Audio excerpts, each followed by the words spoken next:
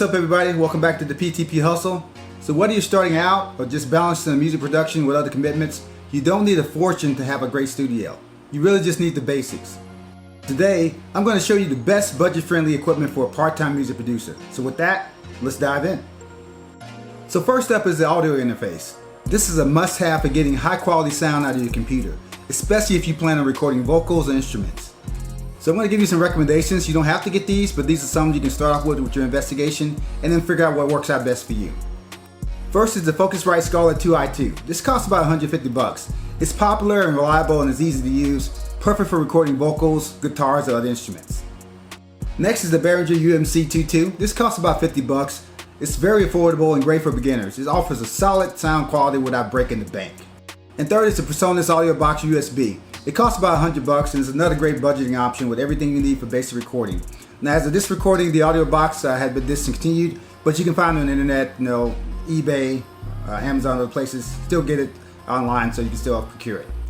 Now, the bottom line is that this interface that you choose, whatever it is, doesn't need to be fancy, as long as it gets the job done. Clear sound and minimal latency is what you're going for, and for most part-time producers, even in the cheapest options you have that are out there, this will meet your needs. Alright, next let's talk about studio monitors and headphones. The studio monitors and headphones you can use can be varied. Really what you're looking for is accurate sound when you're producing music, but you don't need expensive speakers or headphones to do it. So let's start with the headphones. The Audio-Technica AT-M50X, these cost about 100 bucks. They're highly regarded for excellent sound and clarity, and they provide versatility for both production and casual listening. Next is the Samson SR850. It costs about 50 bucks and is a great budget option for open back design and for detailed sound. And then last on the headphone list is the KRK 8400 series. These cost about $150. I actually have a pair of these and they work great for flat sound and music production. Very good overall, so I recommend these as well.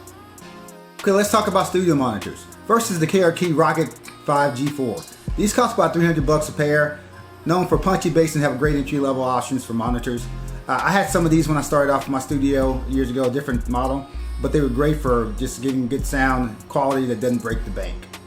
Next up is the JBL 305P, the Mark IIs. These cost about $300 a pair. They're excellent for sound accuracy and they provide a reasonable price as well, so not bad at all. And next is the Mackie CR3X. These cost about $100 a pair. They're super affordable for those with a tight space and budget constraints. I actually bought a pair of these years ago. I gave them to my son. He uses them to this day and it works out great for his little studio setup.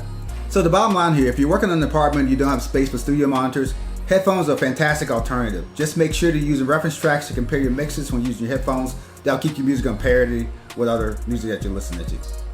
Okay, let's talk MIDI controllers.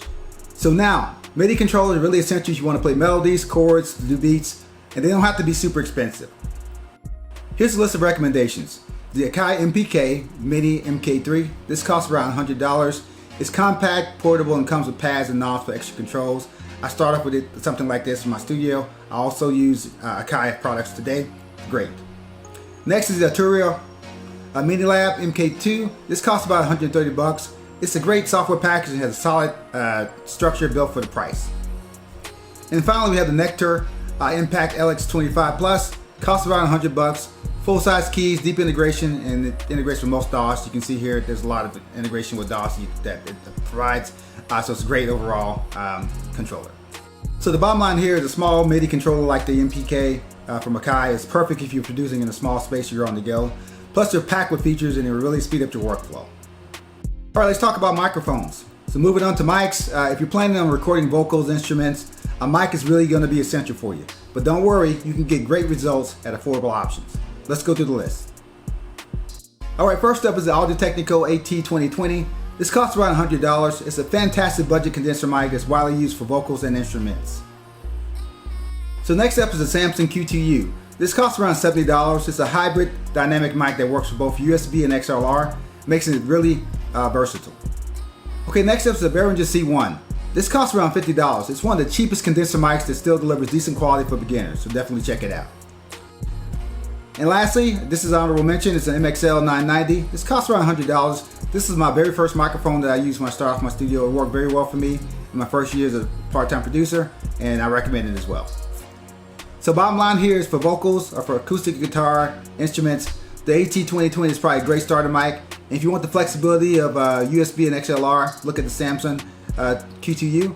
hard to beat at this price point, and the Behringer and the MXL are also great options as well. Alright, so let's talk about the DAW. This is the heart of your system, heart of your production setup. You can get excellent DAWs without spending much or anything at all. I'm going to go through some free options and then some paid options for you as well. So let's start with the free options. The first one is Audacity. This is free, great for basic studio recording and editing. And then you have the Trackton, Waveform, free as well. This is a full featured DAW with no restrictions. This is ideal for beginners, so definitely check it out. And lastly is Cakewalk by BandLab. This is a free download as well. It's a professional level DAW for Windows users with advanced features. Definitely check this out. Alright, so let's talk about paid options. The bottom line here is you don't want to break the bank, but these are good options for you to consider as you look at what DAW is going to work for your setup.